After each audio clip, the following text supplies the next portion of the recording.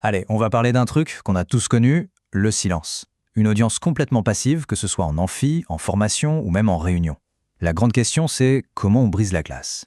Eh bien aujourd'hui, on va décortiquer un outil qui a été pensé exactement pour ça. C'est parti. Ah, ce fameux silence. Franchement, qui n'a jamais fait face à ça? Dans un grand amphi, pendant une formation ou en pleine réunion d'équipe. On connaît la scène, les regards un peu dans le vide, les petits hochements de tête polis, mais au fond, personne n'est vraiment là. C'est sans doute le défi numéro 1 pour quiconque a un message à faire passer. Alors, pour bien comprendre de quoi on parle, voilà notre programme. On va d'abord se pencher sur le vrai défi de l'engagement. Ensuite, on verra comment on passe concrètement du passif à l'actif. Après ça, on explorera la simplicité de l'outil, sa polyvalence, et pour finir, ce qui le rend vraiment différent des autres. Bon, première étape, le cœur du problème, cette fameuse audience passive. Parce qu'il faut bien se le dire, ce manque d'engagement, c'est pas juste une question d'ambiance un peu morose, non, c'est un véritable obstacle, un frein à l'apprentissage. Le truc, c'est que quand l'audience est passive, eh bien, l'information ne passe tout simplement pas. C'est aussi simple que ça. Et les conséquences, elles sont directes. En cours, les leçons s'envolent aussi vite qu'elles sont arrivées. Et en entreprise, c'est pire. C'est du temps de perdu et surtout des tas d'opportunités de collaborer et d'innover qui partent en fumée. Et pour se rendre compte de l'ampleur du truc, regardez ce chiffre. Plus de 50 millions. C'est énorme. C'est le nombre de personnes qui, aujourd'hui, cherchent activement une solution et utilisent des outils pour essayer de briser ce mur de passivité. Donc non, on n'est pas du tout sur un petit problème de niche là. C'est un véritable enjeu mondial. Alors, la question c'est, comment on fait pour changer la donne? Il existe une approche, une nouvelle façon de voir les choses. Et attention, on ne parle pas juste d'un gadget technologique de plus. Non, c'est une véritable philosophie, une méthode pour complètement renverser la dynamique classique d'une présentation. Et cette approche, elle a un nom. WooClap. Alors qu'est-ce que c'est concrètement? C'est une plateforme interactive qui va transformer les auditeurs passifs en participants actifs.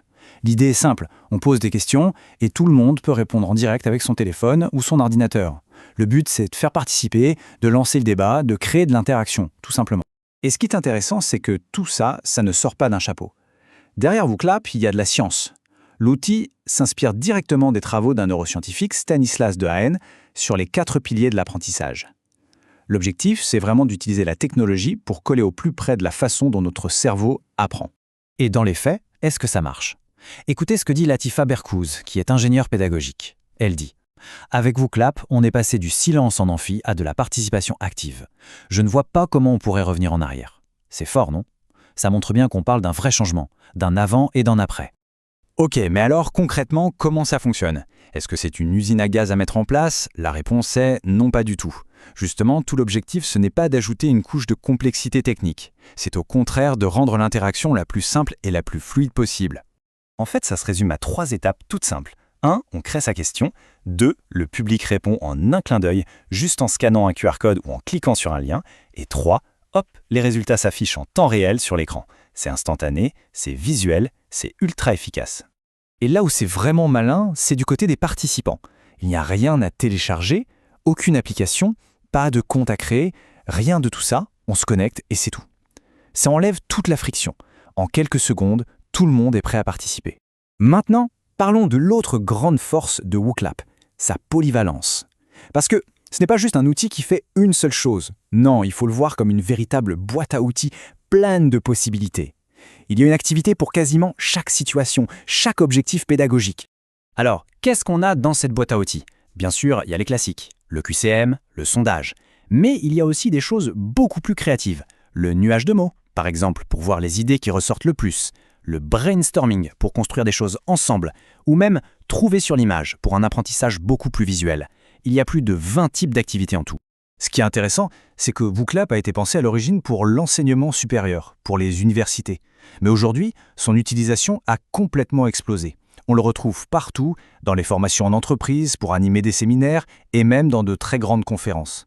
C'est la preuve que l'outil est super adaptable, peu importe le contexte. Et le top du top, c'est qu'il n'y a même pas besoin de changer toutes ses habitudes. WooClap s'intégrait parfaitement avec les outils qu'on utilise tous les jours. PowerPoint, Google Slides, Microsoft Teams et plein d'autres. Plus besoin de jongler entre 10 fenêtres différentes, tout se passe au même endroit. Ça, pour un présentateur, ça change la vie. D'accord, mais avec tous les outils interactifs qui existent aujourd'hui, qu'est-ce qui rend WooClap vraiment si différent? Pour bien le comprendre, le plus simple, c'est de le comparer à une autre plateforme que tout le monde connaît. La grande différence, en fait, elle est dans la philosophie. D'un côté, on a Kahoot. qui est génial pour tout ce qui est jeu, compétition, c'est très ludique et ça marche super bien, notamment avec les plus jeunes. De l'autre côté, on a WooClap. Lui, il est vraiment conçu pour des contextes d'apprentissage plus complexes. L'objectif n'est pas tant la compétition que la compréhension en profondeur et la rétention des connaissances. On pense typiquement à l'université ou à la formation professionnelle. Et cette différence de philosophie, on la retrouve dans les fonctionnalités. C'est très concret.